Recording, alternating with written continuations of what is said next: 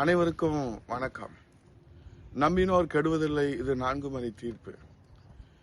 புரட்சி தலைவர் எம்ஜிஆர், புரட்சி தலைவி அம்மா அவர்கள் அந்த இலக்கணத்திற்கு எடுத்துக்காட்டாக வாழ்ந்து வரலாறு படைத்தார்கள். இருவரும் தெய்வங்களுடைய மறு வடிவமாக தமிழக மக்களுக்காக தன்னை அர்ப்பணித்து உழைத்துக் கொண்டிருக்கிற புரட்சி தமிழர் வருங்கால முதலமைச்சர் ஐயா எடப்பாடி அவர்களை நம்பி கெட்டவர்கள் யாரும் இல்லை. நம்பாமல் கெட்டவர்கள் நாம் பொறுப்பேற்க முடியாது. நம்பாமல் கெட்டவர்களுடைய வரிசையில் இன்றைக்கு இடம் பிடித்திருக்கிற முன்னாள் அமைச்சர் மரியாதைக்குரிய அண்ணன் செங்கோட்டையன் அவர்கள் அமைதியானவர், அடக்கமானவர், அதிர்ந்து பேசாதவர், சிறந்த உழைப்பாளி, நடுநிலை தவறாதவர், கட்சிக்காக, தலைமைக்காக, தொண்டர்களுக்காக எந்த தியாகத்தையும் செய்யக்கூடிய விசுவாசமானவர், நிதானமானவர், எந்த சூழ்நிலையும் தலைமையை இகழாதவர் என்றெல்லாம் பொய்யாக கட்டமைத்து வைத்திருந்த பொய் பிம்பத்தை நேற்றைய ஒழுங்கு நடவடிக்கைக்கு உள்ளாகி நேற்று அளித்த பத்திரிகையாளர் சந்திப்பில் அவருடைய பேட்டி, அவருடைய வார்த்தைகள், அவர் வெளிப்படுத்திய அந்த ஒவ்வொரு வார்த்தையும் தான் எப்படிப்பட்ட சுயநலவாதி என்பதை இன்றைக்கு கட்சிக்கும், தலைமைக்கும், தொண்டர்களுக்கும் நான் எப்படி துரோக எண்ணத்தோடு இருந்து வந்துள்ளார் என்பதையும் வெட்ட வெளிச்சமாக்கியுள்ளது. மொத்தத்தில் பூனைக்குட்டி வெளியே வந்திருக்கிறது. புரட்சி தமிழர் ஐயா எடப்பாடியார் அவர்களை குறைத்து மதிப்பிட்டவர்களெல்லாம் அவர்களிடத்திலே தோற்று போயிருக்கிற வரலாறை நாம் பார்க்கின்றோம். ஆகவே இன்றைக்கு புரட்சி தமிழர் ஐயா எடப்பாடியார் அவர்களை விமர்சனம் செய்வதிலேயே, குறை சொல்வதிலே, இன்றைக்கு பழி சுமத்துவதிலே அவர் எப்படி ஒரு வன்மத்தை கொண்டிருந்தார் என்பதை நாம் பார்த்தோம். இந்த நேரத்தில் ஒழுங்கு நடவடிக்கைக்கு உள்ளான மரியாதைக்குரிய அண்ணன் செங்கோட்டையன் அவர்களை விமர்சிக்கவோ, குறை சொல்லவோ, பழி சுமத்தவோ, அவதூறு சொல்லவோ இதை நான் சொல்லவில்லை. அவரிடத்திலே எனக்கு ஒரு தொண்டனாக எழும்பியிருக்கிற கேள்விகள். ஒன்று, அம்மா இருக்கின்ற வரை அமைச்சராக முடியாமல் அம்மா அவர்களின் நம்பிக்கையை ஏன் மீண்டும் பெற முடியவில்லை? அம்மாவிற்கு நீங்கள் என்ன துரோகம் செய்தீர்கள்? இந்த துரோகத்தை நீங்கள் ஒப்புக்கொள்ள போவதில்லை. ஆனால் அம்மாவிற்கும் ஆண்டவனுக்கும் மட்டுமே தெரியும் இந்த துரோகத்தை மறைத்துவிட்டு நீங்கள் இப்போது பேசுவது எங்கள் யாருக்கும் எதுவும் புரியவில்லை. 2, அம்மா அவர்கள் மறைவுக்கு பிறகு அமைச்சராக பொறுப்பேற்ற தாங்கள் பதவி வகித்த துறை குறித்தும் அம்மாவின் அரசை பற்றியும் விமர்சனம் செய்கின்ற திமுக உள்ளிட்ட எதிர்க்கட்சிகளுக்கு மூத்த அமைச்சர், விசுவாச தொண்டர் என்ற தம்பட்டம் அடித்துக் கொள்கிற தாங்கள் எப்போதாவது பதிலடி கொடுத்தது உண்டா? எங்களுக்கு எதுவும் புரியவில்லை. 3, 4 ஆண்டு காலத்திலே சட்டசபையிலே தாங்கள் விவாதங்களிலே எதிர்க்கட்சி, பிரதான எதிர்க்கட்சியான அனைத்து இந்திய அண்ணா திராவிட முன்னேற்ற கழகத்தின் சார்பிலே பங்கெடுத்து விவாதிக்கின்ற போது, தாங்கள் பங்கெடுத்து பேசுகின்ற போது எப்போதாவது மறந்தும் கூட இந்த மக்கள் விரோத திமுக அரசின் மக்கள் விரோத நடவடிக்கைகளை, சர்வாதிகார போக்கை, மன்னராட்சியை குறித்து ஒரு நாளாவது நீங்கள் கருத்து கூறியது உண்டா? விமர்சித்தது உண்டா? குறை கூறியது உண்டா? நிர்வாக சீர்கேடு பற்றி விவாதித்தது உண்டா? அது மட்டுமல்லாமல் ஸ்டாலின் தலைமையில் தற்போது நடைபெறுகின்ற அரசு இந்த சபையிலே கண்ணியத்தோடு நடைபெற்றுக் கொண்டிருக்கிறது என்று ஸ்டாலின் திமுக அரசிற்கு நீங்கள் விமர்சனம் செய்யவில்லை என்றாலும் பரவாயில்லை, ஜனநாயகத்தை கேள்விக்குறியாக்குகின்ற மன்னராட்சி நடத்தி வருகின்ற ஸ்டாலின் அரசிற்கு நீங்கள் நெஞ்சம் பதபதைக்கின்ற வகையிலே பாராட்டு பத்திரம் தந்து வாசித்திருப்பது சட்டசபை பதிவிலே பதிவாகி எதிர்க்கட்சியின் இலக்கணத்தை உடைத்தறிந்து ஒரு தவறான முன்னுதாரணத்தை நீங்கள் சட்டப்பேரவையிலே பதிவு செய்தது ஏன் என்று தொண்டர்களின் கேள்விக்கு உங்களிடத்திலே பதில் இருக்கிறதா என்று நமக்கு யாருக்கும் புரியவில்லை.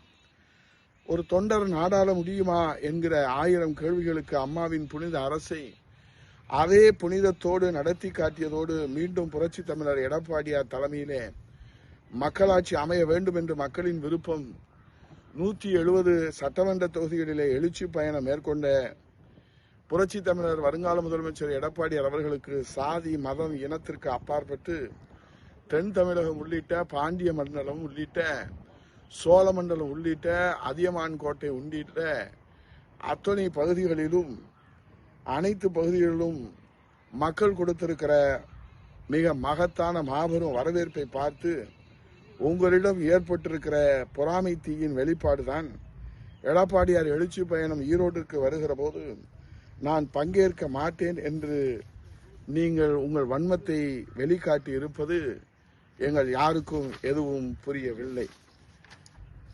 இன்றைக்கு இந்த நியாயம் எந்த விதத்திலே என்று யாருக்கும் புரியவில்லை.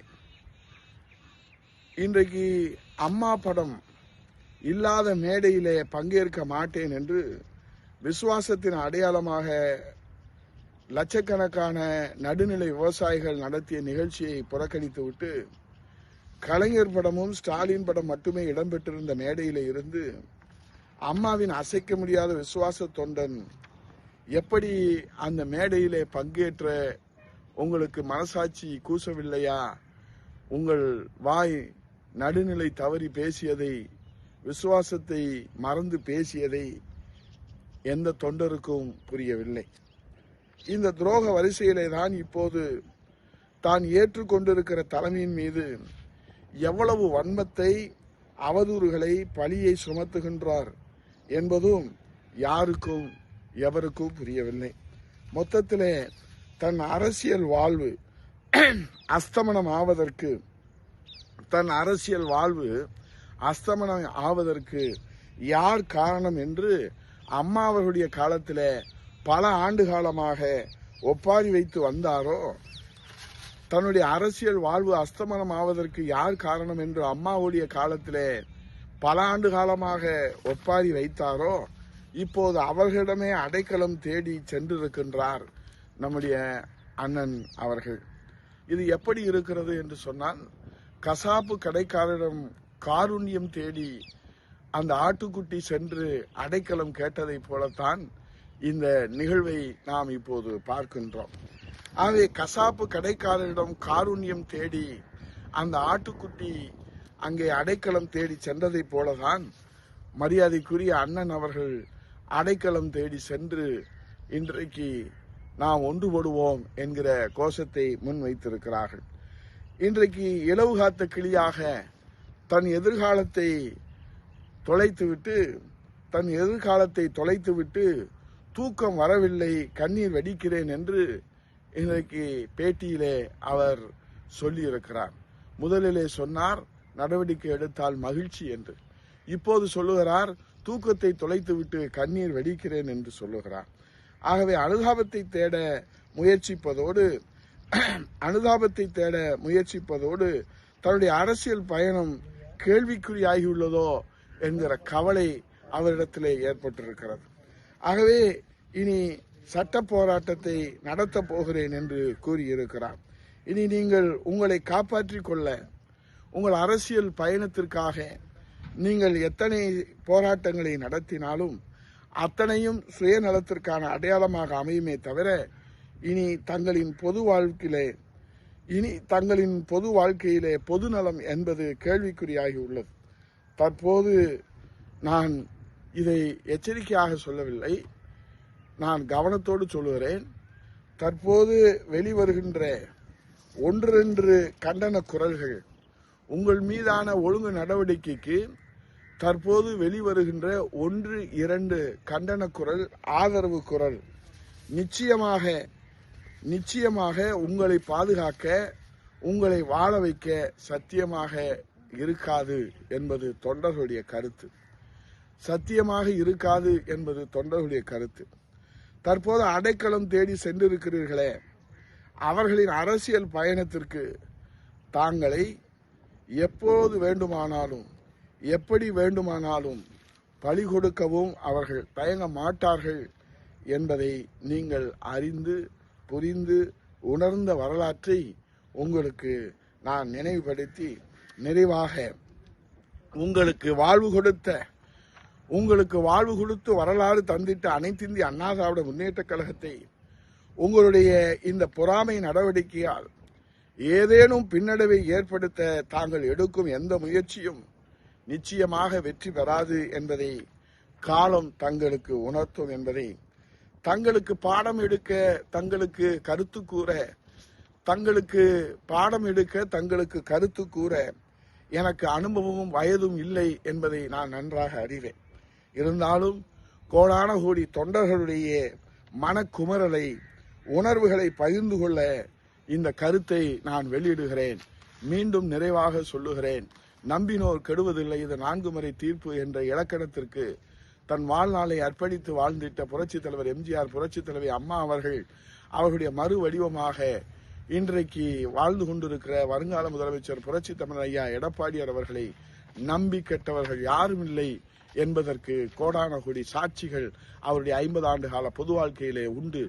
ஆகவே அவருடைய அந்த நம்பிக்கைக்கு பாத்திரமானவர்கள், அவருடைய நம்பிக்கைக்கு பாத்திரமானவர்கள் வாழ்விலே எப்படி படிப்படியாக உயர்ந்த நிலைக்கு வந்திருக்கிறார்கள் என்பதற்கு கோடான கோடி சாட்சிகளோடு இந்த சாமானியன் அம்மாவினுடைய விசுவாச தொண்டரான இந்த சாமானியன் ஒரு சாட்சியாக இது சாட்சி சொல்ல வேண்டிய சரியான தருணம் என்கிற காரணத்தினாலே நான் சாட்சியாக நின்று நான் உண்மை சாட்சி சொல்லுகிறேன்.